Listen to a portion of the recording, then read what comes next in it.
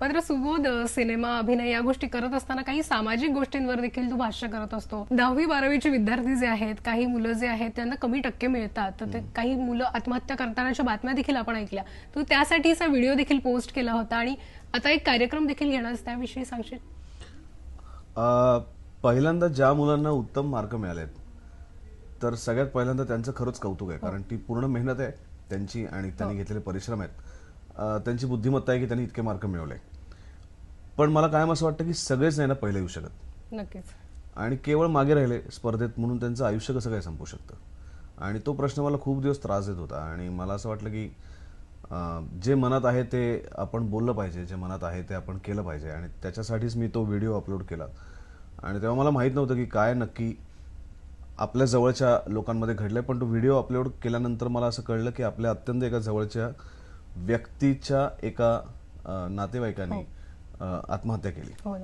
तर मग आता असं वाटलं की आता बस, म्हणजे आता खूप दिवस आपण हे मनात ठेवून राहिलो, आता ते समोर पण यायला पाहिजे. आणि मग माझा पुण्यातला एक डॉक्टर मित्र आहे अमित करकरे, की जो खूप काउन्सिलिंग करतो, वेगवेगळ्या शाळांमधनं विवेकी विचाराचे क्लासेस घेतो. तर त्याला बरोबर घेऊन संवाद हा एक कार्यक्रम आम्ही पुण्यामध्ये केला. आणि मला तो पूर्ण महाराष्ट्रात सगळीकडे करायचा, जिथे जिथे मी असेन. आणि स्पेशली मुलांसाठी करायचं आहे, स्पेशली त्यांच्या पालकांसाठी करायचं आहे, की फक्त मार्कांवरती आपण एखाद्याचं आयुष्य किती दिवस आपण ठरवणार आहोत आणि किती प्रेशर्समधनं मुलं जात असतात, पालक जात असतात. म्हणजे घरात कोणीतरी गेल्यासारखी अवस्था असते जेव्हा मुलाला कमी मार्क मिळतात किंवा नापास होतात. तर मला असं वाटतं परीक्षा आयुष्याचा खूप छोटासा भाग आहे, त्याच्यापेक्षा खूप मोठं आयुष्य आहे. आणि परीक्षेत नापास झालं म्हणून जी मुलं आत्महत्या करतात, तर ती बातमी ऐकून मला भयंकर अस्वस्थ व्हायला होतं. आणि मला असं वाटतं की एवढ्याशा गोष्टीसाठी तुम्ही आयुष्य का संपवता स्वतःचं?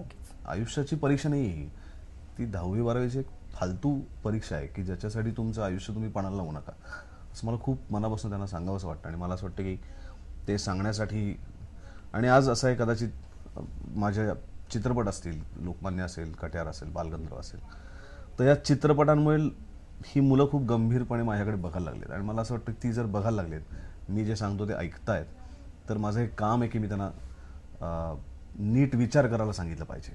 चांगल्या वाईट मी म्हणत नाही, कारण ते त्यांना जास्त कळतं, पण किमान एक विचार तरी चांगल्या पद्धतीने करायला त्यांना सांगितलं पाहिजे. आणि ती माझी जबाबदारी असं मला वाटतं, म्हणून मी ते करतोय.